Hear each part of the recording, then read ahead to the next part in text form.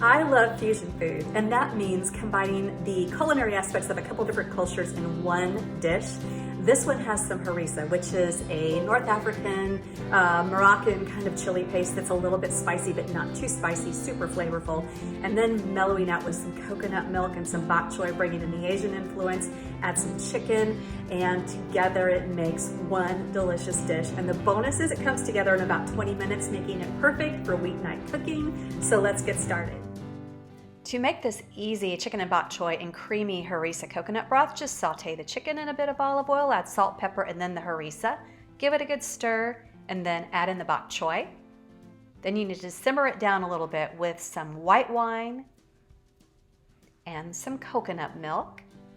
Let it reduce slightly, and then serve it up. This is great with my cilantro lime rice or a little bit of naan for sopping up all those juices.